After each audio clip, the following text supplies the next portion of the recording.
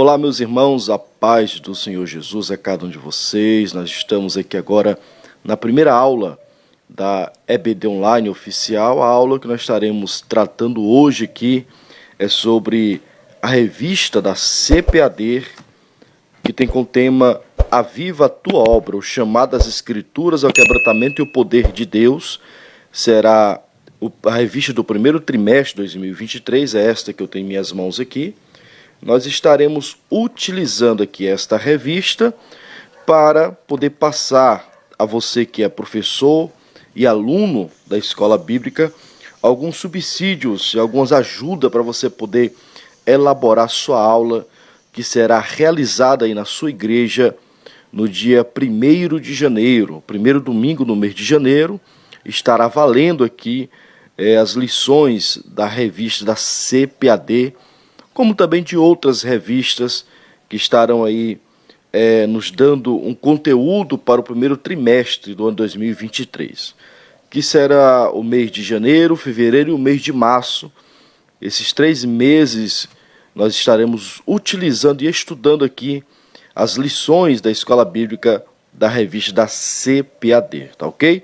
Nós temos também em mãos aqui o livro de ajuda, o livro de apoio que eu te indico já você adquirir justamente com a sua revista, que é Aviva a Tua Obra, do autor pastor Elinaldo Renovato, o chamado das Escrituras ao Quebrantamento e ao Poder de Deus.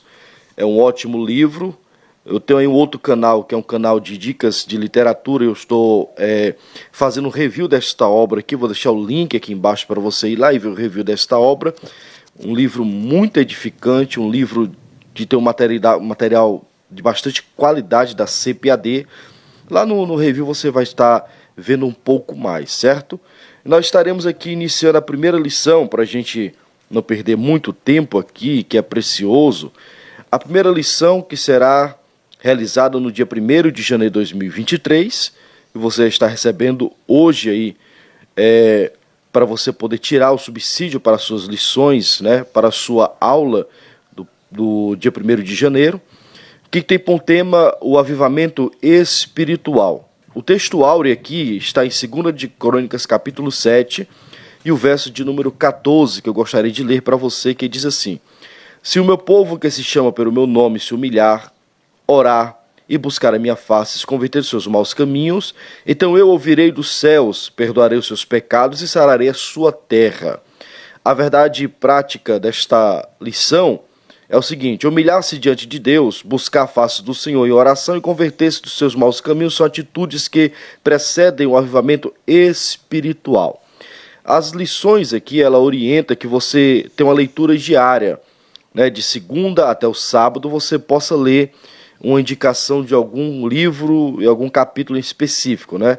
Então é interessante que você oriente os seus alunos a estar lendo isso daqui, principalmente começando na segunda e indo até o sábado, para eles poderem chegar no domingo, que é onde oficialmente todas as lições são ensinadas nas igrejas, nas Assembleias de Deus.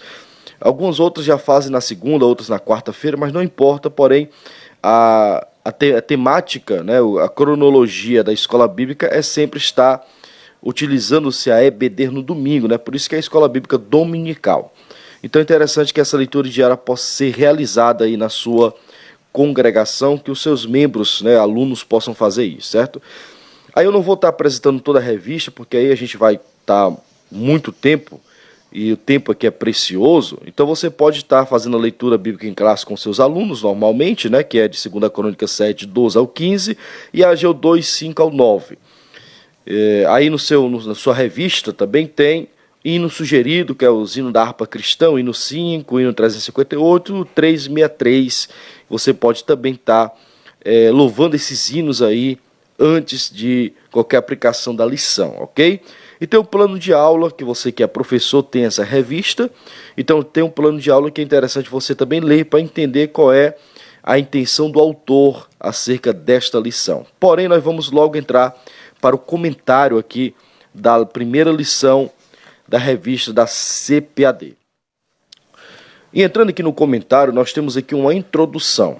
A introdução é a apresentação daquilo que o autor quer demonstrar dentro da sua aula, né? dentro da sua aplicação necessária para que os alunos possam entender o contexto que a aula vai ser apresentada para eles.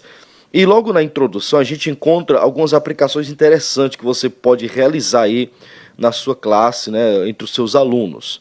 Por exemplo, eu vou ler aqui a introdução, que diz assim, ó, neste trimestre estudaremos o avivamento espiritual e veremos o quanto ele é indispensável para o crescimento, desenvolvimento e o cumprimento da missão integral da igreja no mundo. Agora veja como é interessante. Ó. Esse fenômeno espiritual é a condição primária para que o corpo de Cristo proclame o evangelho de Jesus a cada criatura. Assim, constataremos que o avivamento espiritual, mais do que movimentos ocasionais, é uma necessidade permanente para a igreja enfrentar os desafios atuais. Então veja que na introdução nós temos aqui duas colocações interessantes. A primeira ele fala de um fenômeno espiritual, que é a condição primária para que o corpo de Cristo anuncie o evangelho de Jesus a cada criatura. E fala que ele é permanente para que a igreja possa possa enfrentar os desafios atuais. O que é que o autor está falando aqui? Ele está falando do batismo com o Espírito Santo. Né? O batismo com o Espírito Santo é o efeito que ajuda a igreja a crescer cada vez mais. Nós temos exemplo disso com a Assembleia de Deus. A Assembleia de Deus é uma das maiores igrejas cristãs do mundo por conta da sua efetividade na crença do batismo com o Espírito Santo. E em inúmeros livros você pode estudar isso daí, inúmeros professores vão te ensinar isso daí, que a importância do batismo com o Espírito Santo é algo evidente. A igreja ela necessita do avivamento para que ela possa crescer, né? Ela possa se multiplicar. Jesus deixou isso muito bem claro em Atos dos Apóstolos, capítulo 1, o verso mais precisamente, o versículo de número 8. Mas vocês receberão poder ao descer sobre vós o Espírito Santo e serão minhas testemunhas tanto em Jerusalém como em toda a Judéia, Samaria até o confim da terra. Então veja que a preocupação de Jesus era estruturar a sua igreja, os seus apóstolos, os seus discípulos com o poder do Espírito Santo. Jesus disse, eu não vos deixarei órfão, rogarei ao Pai que ele vos envie um outro consolador. Antes de Jesus aparecer, João Batista ele fez essa palavra escatológica, vamos dizer assim. Ele diz o seguinte, olha, após mim virá um que é mais poderoso do que eu, porque eu só vos batizo com água. Mas ele que virá após mim vos batizará com o Espírito Santo e com fogo. Então veja que a mensagem do poder do Espírito Santo, o dínamo do poder do Espírito Santo, já era muito bem clara nas mensagens do último profeta do Antigo Testamento, que é João Batista, e muito bem efetivada e clara também na ação e nas palavras de Jesus. O próprio evangelista vai dizer que Jesus não só ensinava, mas ele ensinava com poder. E é isso que chamava a atenção dos fariseus, dos saduceus, das pessoas ali daquela região, porque apareceu um rabino que não falava somente em letras, não somente apresentava a Torá, não somente apresentava a linguagem de ensinamento humano, mas ele também demonstrava aquilo que ele ensinava com efetividade e poder, expulsando demônios, curando os enfermos, e isso que faz uma efetividade maior. E na primeira comissão missionária, Jesus, quando enviou os seus 70 homens, o texto diz que Jesus soprou sobre eles o Espírito Santo. E eles foram e viram coisas maravilhosas e voltaram mais alegres ainda. Então veja que o poder do Espírito Santo é algo que tem que ser efetivo, e o autor deixa bem claro aqui, tem que ser permanente na igreja, para que ela possa enfrentar os desafios. Ou seja, Jesus tem 12 homens que andaram com ele 3 anos e 6 meses, que vivenciaram grandes ensinamentos, que vivenciaram grandes testemunhos, porém eles não estavam preparados para a efetividade da comissão missionária, porque eles não tinham ainda o poder. Eles tinham os conteúdos, mas não tinham o poder. Eram convertidos, mas não tinham ainda o poder do Espírito Santo. Somente em Pentecostes, no capítulo 2 de Atos, é que a gente vai ver a descida do Espírito Santo e a efetividade constante do Espírito Santo no meio da igreja com seus dons. E Paulo deixa isso muito bem claro em 1 de Coríntios, capítulo de número 1, verso de número 7, quando Paulo diz que quer que a igreja, que nunca falte na igreja os dons, e esses dons têm que ser efetivados, tá certo? Uma coisa interessante aqui, que nós podemos também aplicar nesta lição, isso aqui é só introdução, é uma temática que o autor aqui desta obra, que eu posso lhe indicar, o Greg Allison, Eclesiologia, uma teologia para peregrinos e estrangeiros aqui, e eu vou deixar na descrição aí da nossa aula a página onde você vai encontrar isso. O Greg Allison, quando ele vai falar sobre a questão do Espírito Santo e da igreja, ele utiliza-se de uma palavra que ele chama de efeito centrífugo. É um efeito que, quando a gente está dentro de um carro, esse efeito ele consegue nos segurar dentro daquele carro enquanto ele está em movimento. É um efeito que, enquanto o veículo está em movimento, a gente consegue estar estabilizado ali dentro, né? Então, ele utiliza-se dessa palavra, o efeito centrífugo, para poder interpretar o texto de Atos, capítulo 1, versículo número 8. Quando Jesus diz, ficai em Jerusalém, até que do alto seja revestido de poder. Aí depois sereis minha testemunha. Então ele diz que a igreja precisa vivenciar esse efeito centrífugo, ou seja, o efeito Espírito Santo. Como é que funciona? Funciona mais ou menos assim, ó. De Jerusalém atinge a Judéia, a Samaria e até os confins da terra. É com o poder do Espírito Santo que a gente consegue entender que o efeito centrífugo é audível e eficiente no meio da igreja. Eu volto a repetir, na história do cristianismo, das Assembleias de Deus, que começou simplesmente ali em uma sala de estudo em 1900 com o professor Charles Fox Parham, aonde eles estudaram o livro de Atos dos Apóstolos para encontrar qual seria a evidência do batismo. Eles encontraram no estudo que a evidência do batismo é o falar em línguas. Então eles começaram a orar para Deus batizar eles com o Espírito Santo, e eles foram batizados sim, e depois dali nós sabemos que o efeito começou a crescer, o efeito centrífugo começou a crescer. O William Seymour foi chamado muita atenção por esse movimento que está acontecendo lá em Top, no Kansas, né, no Texas, e dali ele recebe essa mensagem, não é batizado com o Espírito Santo, não fala em línguas, mas recebe a mensagem, vai para os Estados Unidos, vai para a Rua Azusa, começa ali um movimento, a missão da fé apostólica, em 1906, e depois começa a fazer todo esse movimento, e esse movimento vai atingindo o mundo todo, né? Como a gente já sabe, o sueco Daniel Berg e Gunnar Wingre chega até o Brasil, e por aí vai, o mundo inteiro sendo atingido pelo poder do avivamento com a mensagem do batismo com o Espírito Santo, que é uma mensagem muito importante no meio da igreja. Então, nós temos isso daí. Quando a gente fala sobre a questão do batismo com o Espírito Santo, a gente está falando do poder, do revestimento de poder para ajudar a igreja no crescimento da sua obra e no desenvolvimento da obra do Senhor.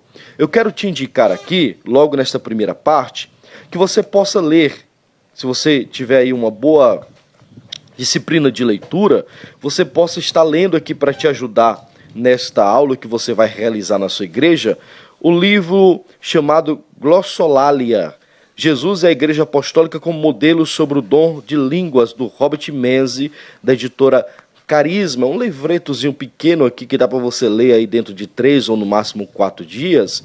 E o Robert Menzies, ele vai mostrar sobre a importância do falar em línguas em todo o contexto do Novo Testamento e também sobre o efeito deste falar em línguas, que é o crescimento da igreja de uma forma estrondosa. Ele compara o crescimento das igrejas reformadas com o crescimento das igrejas pentecostais, que é muito maior, né? O pentecostalismo tem aí poucos anos de existência, né? Menos do que as igrejas reformadas, e o crescimento é estrondoso, porque a gente acredita que o Espírito Santo nos conduz para algo maior, e essa que é a intenção de que o batismo com o Espírito Santo nos ensina, certo? Então, o que é a introdução desta lição? O tópico 1, ele fala o seguinte: o que é o avivamento espiritual? Aqui é importante a gente poder pararmos um pouco para entendermos isso daqui, porque eu entendo o seguinte, que o avivamento espiritual, ele é uma reação divina por causa da ação, ação humana na terra. Ou seja, quando os homens na terra começam a buscar a Deus, Deus reage avivando as pessoas. E avivamento não é somente pulo, gritos, alegria, isso daí faz parte sim, mas o avivamento mesmo, ele começa com almas se convertendo, pessoas que estavam mortas se ressuscitando. Avivamento é uma metanoia, é uma mudança radical de mente e de vida.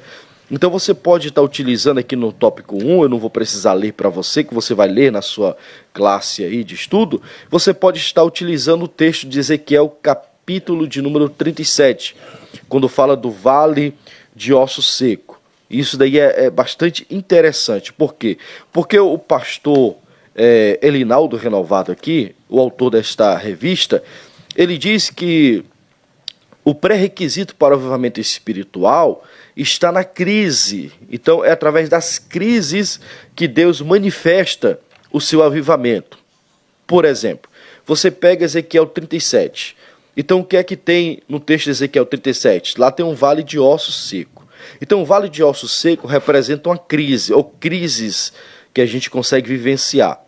Eu vou pegar as crises aqui que o autor fala dessa revista. Por exemplo, o vale de osso seco pode ser uma crise espiritual, uma crise moral, uma crise política, uma crise religiosa, e entre outras questões que falam sobre crise. O de 2 de Crônicas, o capítulo de número 7 e o verso de número 13, o autor ele vai falar bem precisamente a questão dessas crises que trazem aqui ao nosso pensamento a ação do Senhor. Por exemplo, ele diz assim: e se eu cerrar os céus, e não houver chuva, ou se ordenar aos gafanhotos que consumam a terra, ou se enviar a peste entre o meu povo.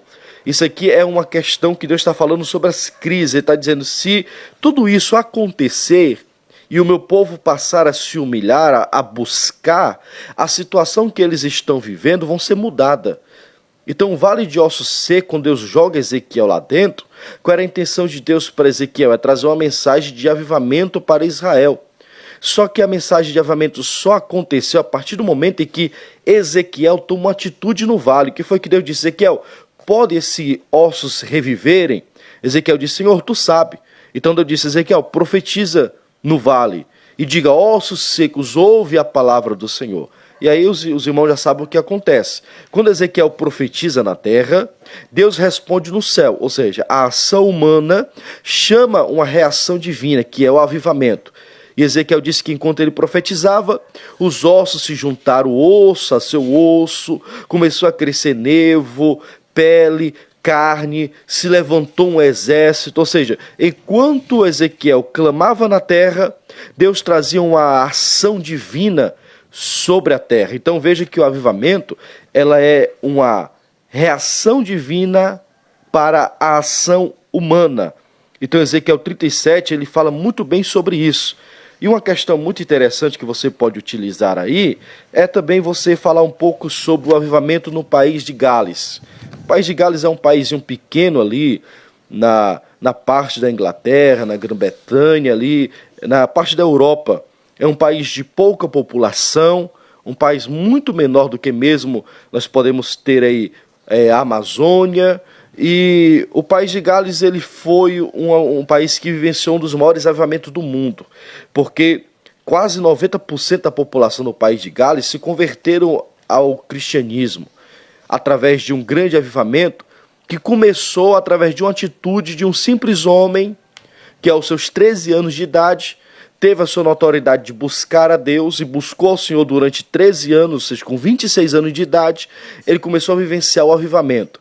A história diz que ele buscava a Deus todo dia em oração, e a busca dele era com lágrimas, dizendo: Senhor, me dá o país de Gales, para que ele possa ser avivado. Então esse homem queria que o país dele fosse tocado e avivado pelo poder do Espírito Santo. E através de uma única pessoa, de uma única oração, de uma única busca, aquele país inteiro conseguiu vivenciar um grande avivamento. Então isso daí acontece através da nossa busca, ou seja, uma iniciativa pequena e constante de oração fez com que milhares de almas se convertessem ao Senhor Jesus.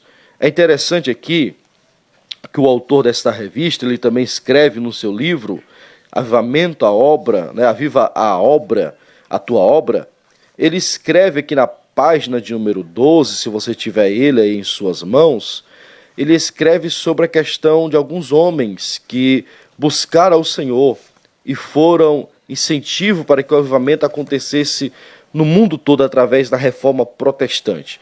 Ele faz aqui uma pequena crítica à reforma protestante, e não sei se é válido você apresentar essa crítica para a sua sala de aula, para que não possa gerar algum debate, mas o que é válido aqui é a apresentação desses nomes aqui que ele faz.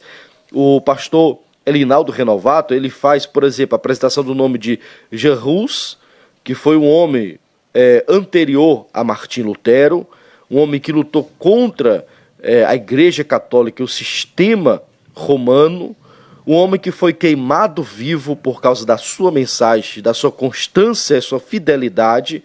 E Jean Hus, ele é conhecido bastante pela sua última frase, quando ele diz o seguinte: olha, vocês hoje estão calando um pato, mas daqui a 100 anos Deus levantará um cisne que vocês nunca poderão calar a sua voz. E depois de um pouquinho mais de 100 anos, Deus levanta Martim Lutero, que faz uma grande reforma, uma reviravolta dentro da Igreja Católica. O pastor Elinaldo Renovato, ele fala o seguinte, que a igreja cristã, a igreja primitiva, ela nunca precisou de ser reformada, porque ela nunca deixou de existir dentro do conceito bíblico. Mas o que precisou de reforma foi a igreja que era deformada, ou seja, a igreja que era falha, que era essa igreja que Martim Lutero estava querendo reformar ela, e é muito interessante essa aplicação. Então ele fala de Hus, que viveu ali entre 1369 a 1415, é um professor da Universidade de Praga, um homem cheio de fé e de amor e do Evangelho de Cristo, e que avivou os corações das pessoas através da sua mensagem. Depois ele apresenta John Wycliffe, que viveu entre 1328 a 1384. Depois ele fala de Gerolamo Savonarola, que foi também um grande intelectual que atingiu o sistema romano católico de uma forma tão grande que o Papa Alexandre VI, em 1498, deu decreto para que queimasse ele vivo ali na fogueira. E Savonarola, ele teve essa questão de ser um homem de bater de frente com o sistema e trazer à luz das Escrituras a verdade do Evangelho. Então, esses nomes e entre outros nomes que nós podemos apresentar, todos eles foram o princípio de uma fogueira de avivamento sobre a história da igreja primitiva. Então, esta revista ela vai trabalhar em cima disso tudo aí. Vamos aqui continuar. O ponto de número 2, ele fala sobre as condições para o avivamento espiritual. Isso daqui também é interessante. Nós vivenciamos hoje um avivamento, infelizmente, na verdade, uma forma de avivamento que eu posso chamar de avivamento Nutella. Como assim? É porque hoje muitas pessoas querem o cristianismo sem vivenciar o mesmo. Muitas pessoas carregam a Bíblia, vão para a igreja uma vez por semana, se declaram dentro da sua fé cristã, mas não querem se converter de verdade. E para que todo avivamento aconteça, precisa haver condições. Eu já falei, o avivamento é uma reação divina para a ação humana. O avivamento não acontece por acaso. Não é por acaso você está em casa e de repente Deus vai lá e te aviva. Ou por acaso não tem ninguém pregando na sua cidade, ninguém anunciando a verdade e de repente muitas almas se convertem. Não, o avivamento é uma reação divina, como diz a lei da física, toda ação tem a sua reação. Então isso é muito bem claro. Você teve uma ação de abrir esse vídeo e está tendo uma reação de assistir, ter conhecimento sobre esse tema. Então, quais são as condições para que o avivamento possa acontecer?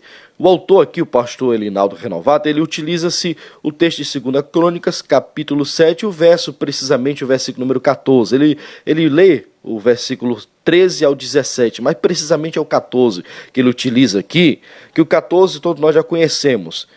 São 4 condições que Deus dá para a nação de Israel, para que ele possa agir de uma forma estrondosa e avivada naquela nação. Aquela nação que está passando por um declínio espiritual, econômico, político, religioso. Então, Deus disse que vai avivar se eles tomarem essas 4 atitudes. Por exemplo, número 1, se eles se humilhar. Número 2, se eles orarem. Número 3, se eles buscarem. Número 4, se eles se converterem. Então veja que existem condições. Então, todos os avivamentos estão conectados a esses princípios. Ou seja, não existe avivamento sem uma atitude humana para se converter.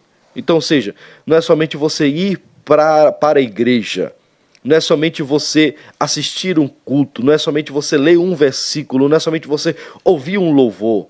Para ter um avivamento, você precisa mudar radicalmente a sua vida, a sua forma de ser, a sua forma de pensar, a sua forma de agir, e através dessa mudança radical, você começa a experimentar coisas maiores. Aquilo que está em Jeremias 33:3, aquilo que o olho não viu, aquilo que diz: quando clama a mim, responder-te-ei, anunciar-te-ei coisas grandes e firmes que tu não sabes. E conecta-se também aquilo que Paulo diz lá em Coríntios: aquilo que o olho não viu, não subiu ao coração do homem, é o que Deus tem preparado para vós. Então veja que há algo muito grande, muito maior, que Deus quer derramar sobre a nossa vida e sobre esta geração. Então veja as condições. Ele fala sobre a humilhação diante de Deus. A gente precisa se revoltar para se humilhar diante das crises existenciais da vida, se humilhar e buscar ao Senhor. Mas uma coisa interessante aqui, eu quero frisar em 2, que é a primeira posição. Ele fala sobre a questão da oração e da busca. Há uma grande diferença entre você orar e entre você buscar a Deus. Aqui mesmo no livro Aviva a Tua Obra, ele vai falar sobre essa grande diferença. Ele diz que a oração é uma atitude que você tem em conversar com o Senhor, se entregar para o Senhor, mostrar para o Senhor as suas dificuldades. Ou seja, oração é um momento de pedição. É quando você pede, é quando você está pedindo ao Senhor algo que possa revigorar ou mudar a sua vida. Isso é oração. E Deus disse: se vocês orarem, mas não somente orar, mas também se buscar. Aí o autor aqui faz uma comparação entre oração e busca. Eu quero ler aqui, que está na página 15, que você pode aplicar na sua aula, que é muito interessante, que diz assim: no item anterior, temos o requisito da oração como indispensável para que haja avivamento. Nesta terceira condição, a estrutura gramatical da oração é diferente, é algo mais profundo. Orar pode ser tão somente expressar o que se quer obter de Deus por meio de palavras ditas com lábios. Então isso é oração, quando você pede. Buscar a face do Senhor indica, porém, uma atitude mais profunda. O suplicante, além de orar, ou seja, além de pedir, ele esforça-se mais para alcançar o que deseja. Desse modo, o avivamento requer oração e busca pela face de Deus ou pela sua presença de forma mais intensa. Então veja que não é somente eu orar, mas eu permanecer constantemente em oração, em busca. Isso pode ser em um momento específico, ou pode ser em dias, ou até mesmo em anos. Mas o importante é você não desistir da busca. Não é somente você dobrar o joelho e pedir para Deus avivar e depois se levantar. Não, é você dobrar o joelho e pedir para Deus avivar. E naquele momento que você está orando, Deus vai derramar o avivamento sobre a sua vida e, consequentemente, sobre a vida de outras pessoas. Então veja que oração é quando você simplesmente pede, e buscar a face do Senhor é quando você pede e alcança aquilo que você está pedindo. Então isso é oração. Então pode ser aplicado também aí o texto que Paulo fala aos Coríntios, primeira carta de Paulo aos Coríntios, capítulo de número 15, o verso de número 58, quando Paulo diz: em tudo, meus amados irmãos, sejais sempre firmes e constantes, sempre abundantes na obra do Senhor, e sabendo vós que o vosso serviço no Senhor não é em vão. Então veja que nós temos que ser constante e muito abundante em buscar a face do Senhor. Então isso é a grande diferença do caminho, ou seja, nós estamos no caminho para isso. Outra posição aqui, ainda sobre as condições, eu falei de 2, sobre buscar a face do Senhor, e agora é o caminho preparado. É interessante aqui que o autor ele fala muito sobre crise. Essa introdução aqui, essa primeira lição, é sobre avivamento. Ele fala que avivamento vem através das crises. Tanto como eu já falei, crise moral, espiritual, política, entre outras crises, até mesmo a crise pessoal, né? Davi encontrou um grande avivamento na sua crise pessoal. Quando ele encontra Golias, ele está numa crise espiritual muito grande e pessoal também muito grande, e ele consegue derrotar Golias. E aqui o autor, ele faz questão aqui de utilizar o texto de 2 Crônicas, capítulo de número 30, quando ele vai falar sobre Ezequias. Ezequias manda várias cartas, e entre essas cartas ele também envia para umas tribos mais específicas, como por exemplo, ele envia para a tribo de Efraim, Manassés, né? E como também para a tribo de Zebulon, ele envia essa carta. E no capítulo 30, precisamente ali no versículo 6 em diante, o autor que está escrevendo aqui o 2 Crônicas, ele escreve dizendo a seguinte mensagem que é interessante nós lermos aqui. Versículo 6 do capítulo 30, ele diz assim, ó: mensageiros levaram as cartas do rei e dos seus príncipes por todo Israel e Judá, segundo a ordem do rei, dizendo: filhos de Israel, voltem para o Senhor, o Deus de Abraão, de Isaque e de Israel, para que eles se voltem para o restante que escapou do poder dos reis da Síria. Não sejam como seus pais e como seus irmãos, que foram infiéis ao Senhor, Deus de seus pais. Foi por isso que ele os entregou à desolação, e como vocês estão vendo, não sejam teimosos como seus pais.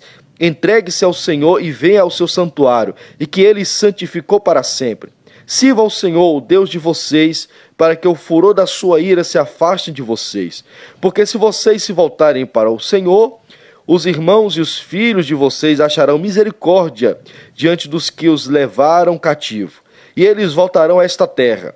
Porque o Senhor, o Deus de vocês, é bondoso e compassivo, e não desviará de vocês o seu rosto, se vocês se voltarem para ele. Então veja aqui que é uma carta que fala sobre avivamento. É quando o povo se volta dentro de uma crise enorme, o povo se volta. Aqui está falando sobre a celebração da Páscoa. Ezequias queria fazer essa celebração da Páscoa, porém ele não conseguiu, porque a grande maioria dos sacerdotes estavam impuros. Então ele precisava de um número bastante grande de sacerdotes, como também de levita, para poder realizar isso daí. Então ele envia essas cartas para que essa carta toque o coração das pessoas e as pessoas possam se converter e vir buscar a presença do Senhor, porque o rei aqui sabe que somente Deus pode mudar a situação da crise que eles estão vivendo. E isso é avivamento, quando a gente se volta para o Senhor em momento de crises. Tem muitas pessoas que quando estão na crise se afastam de Deus, se escondem, como fez Adão e Eva, lá em Gênesis, né, capítulo número 3, quando ele diz: eu ouvi a voz do Senhor, mas eu me escondi, porque eu fiquei com vergonha da minha nudez. A voz de Deus mostrou o meu pecado, a minha fraqueza. Então, no lugar de eu ir para a presença do Senhor, Adão e Eva fez o quê? Se escondeu. Colocou roupas feita com palhas, né, com folhas, e depois se apresentou ao Senhor com essas roupas, e Deus muda a roupa deles, coloca uma roupa de pele, que é uma roupa constante, né, uma roupa que se estrutura. Ali está falando de Jesus, que é o único que pode acabar com o nosso pecado, que pode tirar de nós a marca do pecado em si e cobrir esse pecado com a graça, como Paulo diz: aonde abundou o pecado, superabundou a graça do Senhor. Então a necessidade do avivamento é isso, as condições do avivamento é isso, quando você se volta para o Senhor, através das crises, e se voltando para Deus, você consegue encontrar uma solução para a sua crise sendo avivada pelo Senhor. Outra condição aqui, que é a parte 3, ele fala sobre a necessidade de um avivamento espiritual. Ele vai falar sobre a situação espiritual de Judá. Ele utiliza-se de Ageu, capítulo de número 2, o verso de 5 a 9, onde vai falar sobre a glória desse último templo.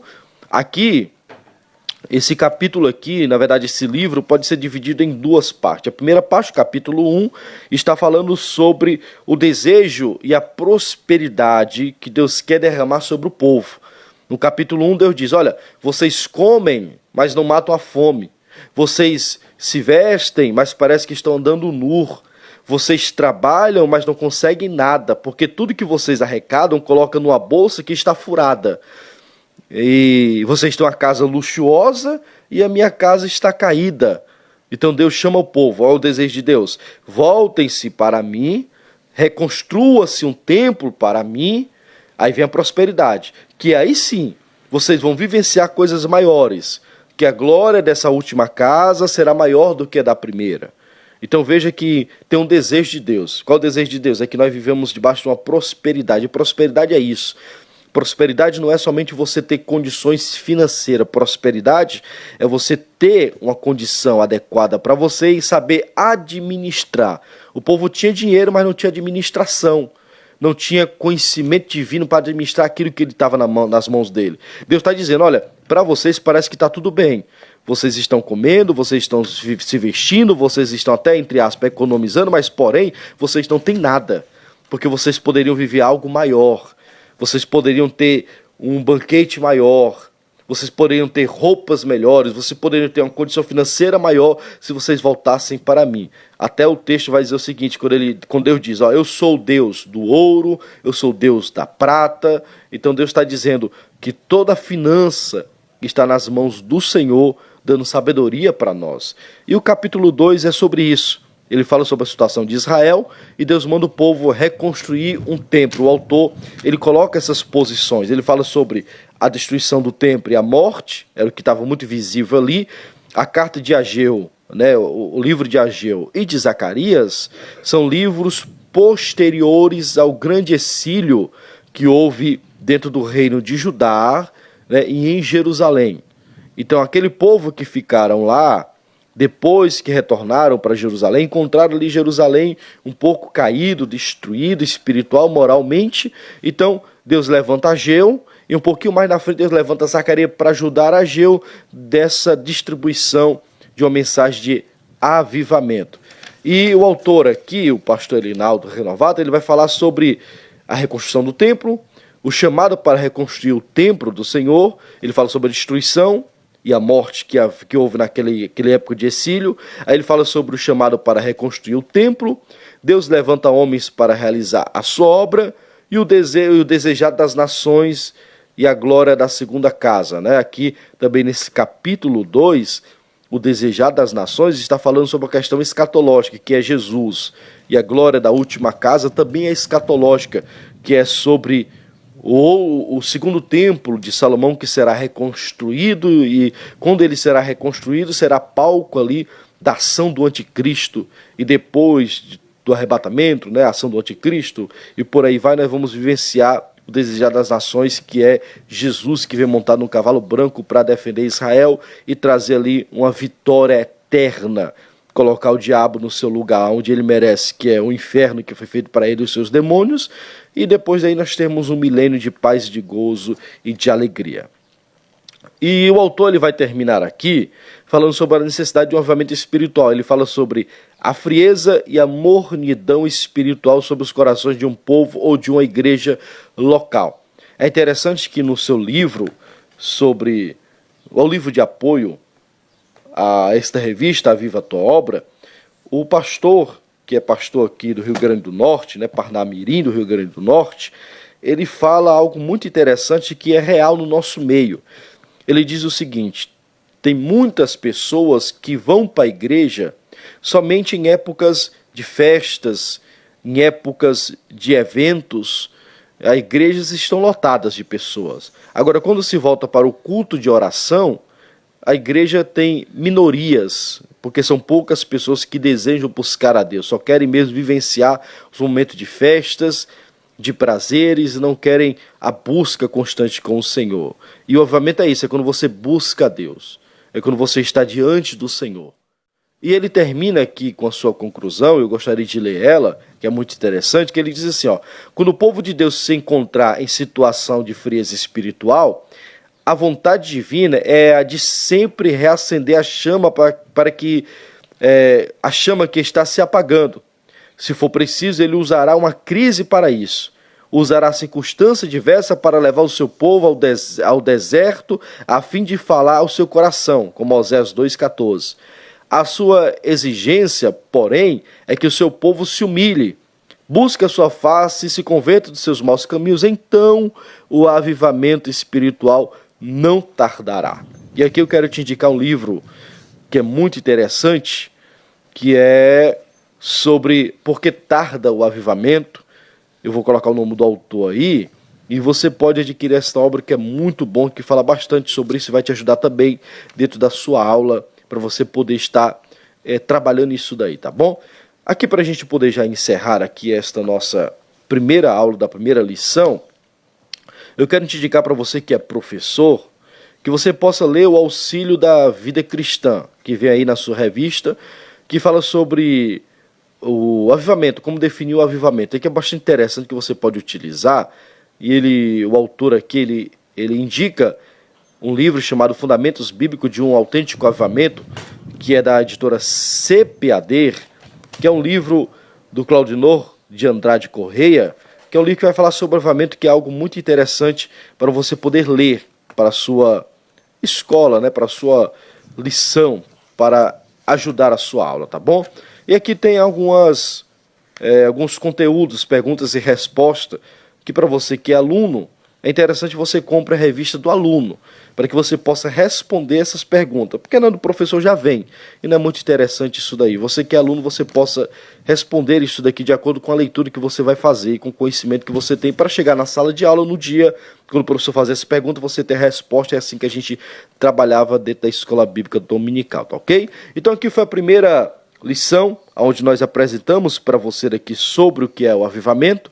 Na próxima semana, no dia 2 de janeiro, eu estarei publicando, estarei aqui subindo para o canal a lição de número 2, que ela será realizada no dia 8 de janeiro, ou seja, 7 dias antes eu estarei publicando o vídeo que é sobre o avivamento do Antigo Testamento. Aqui a gente vai apresentar essa lição e também te indicar algumas obras, como eu te indiquei hoje aqui, que você possa ler, certo? As obras são Aviva a Tua Obra, que é o livro de apoio, a Grossolalia, que é o livro da editora Carisma, Eclesiologia, só uma parte dela aqui, vou te indicar qual é a página que você lê, e também o Século do Espírito Santo, que é muito bom você fazer essa leitura para você entender a ação do avivamento no mundo todo, e principalmente na área pentecostal, e também a Bíblia da Escola Bíblica, para estudar e ensinar com excelência. Todo professor precisa ter